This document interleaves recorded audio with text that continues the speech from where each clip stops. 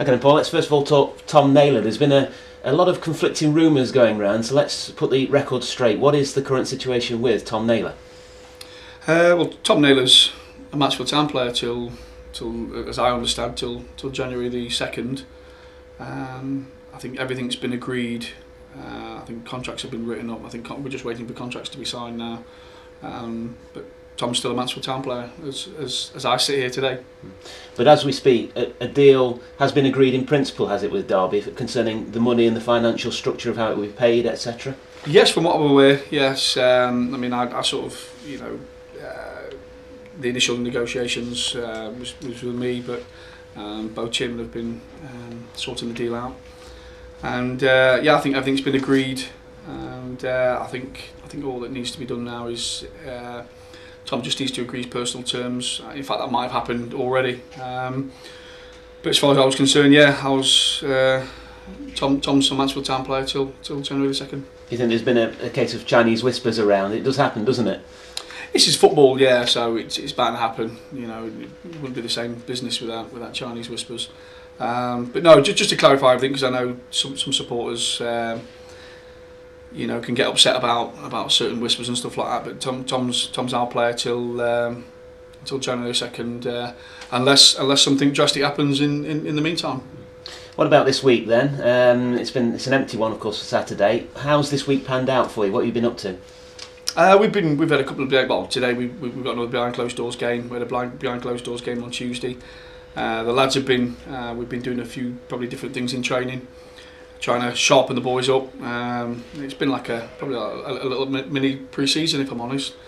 We've got a game Monday night, and but we're going to give the lads the weekend off. I just think we've worked extremely hard. The lads probably need a few days away from this place to probably freshen their minds and the bodies up now. All set for coming in Monday and ready to work hard for Saturday's game at Telford. Tuesday's game was against Northampton. It was a 3-0 defeat, but I think you looked at it as a good exercise. Oh, it was excellent, I mean, it was a very strong Northampton side. Some very good players on show. And we had a look at one or two trialists. We got people like Lee Stevenson, 90 minutes. Steve looked sharp. It was a good workout for us. We got Reece Day another 70 minutes under his belt. Reece will be playing again today, and it was these behind closed doors games. The scoreline doesn't mean a thing.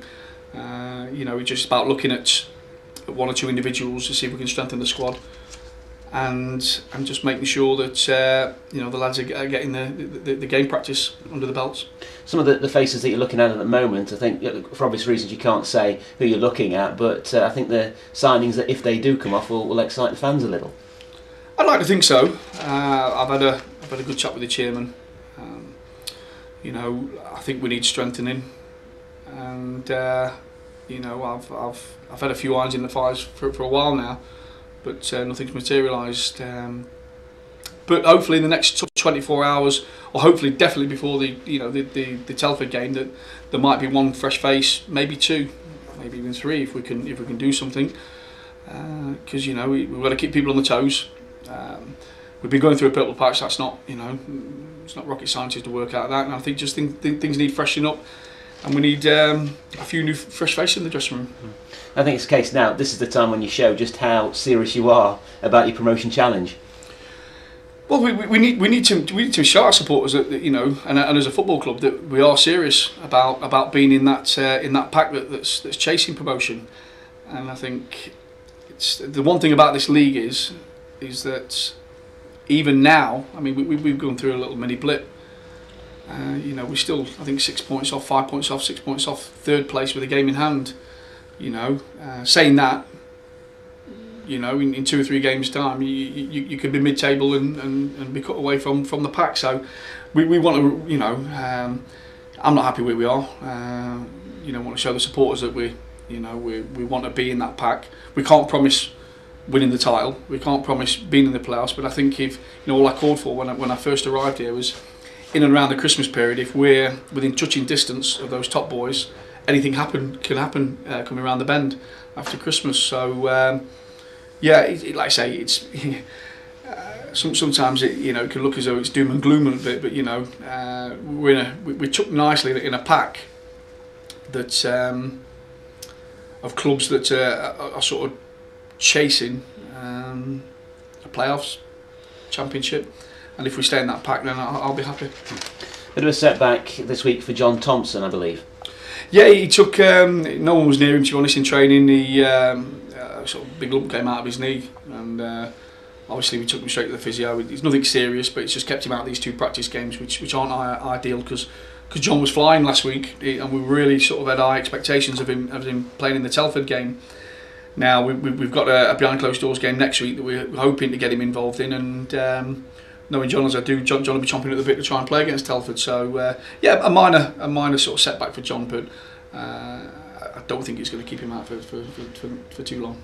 It's a bit of a run of bad luck, isn't it? And it's like with Rhys Day, how do you keep them motivated and going, or are they the sort of players that they just do that naturally anyway? Yeah, I think both of them, anybody that knows Rhys and knows John will know that they're both strong characters. And more important than anything, we need strong characters out on the pitch, and you know, we're looking for players like that to, you know, to be available to play. Simple as. John's had a nightmare season, and you know that's nothing to do with him. You know, the injury he received pre-season was horrific. What I can say is, it was the old John Thompson last week in training. He was heading and kicking everything, as well as being composed and cool, calm and collective when he needed to be. So I'm sort of over the moon that I got both him and Rhys that are chomping at the bit to get back in our first 11. I suppose this gap as well allows players like Louis Briscoe as well to get back to fitness ahead of the trip to Telford. Yeah, it does. I mean, you know, it's something that hasn't been really highlighted this season. Is that, you know, we sat in a half decent position this season, but sometimes I go away and I have to tell myself I've not really picked my strongest 11 yet. So it'd be nice to get people like Brisk back. Brisk is a match winner, and if you're analytical of the games we've played this season, I've just been sat talking with Paul Ogden in my room. The games that we drew this season, we've had chances to win, all of them. Braintree away, we should have won. I thought we were strong enough to beat Luton at home. I'm trying to think the others. I can't think of the others, to be honest, but we've just been talking. We've had chances, and we've even had chances to, you know, to win the games that we've lost. You know, when we played here, could have scored 2 goals in the first 20 minutes in a number of games. So it'd be nice to get goal scorers like Briscoe back, you know, because they win football matches and they steady the ship sometimes with the goals. So it'd just be nice to get everyone back, if I'm honest. What about the youth team as well? Last night they won quite comfortably, and they're second in the table, unbeaten at the moment. There's some good lads out there, isn't there? Oh yeah, I came down to watch it last night. I thought the lads worked extremely hard, played some good stuff, and thoroughly deserved the win.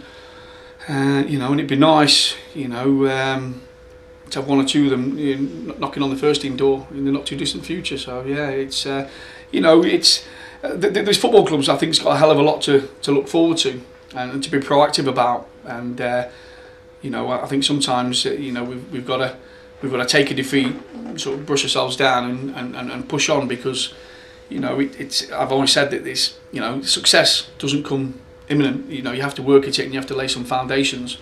You know, and if we get some of these kids coming through, as well as, you know, we keep strengthening the first team, then you know, the future is looking rosy for Mansfield Town Football Club, and you know, that can only be proactive for the town.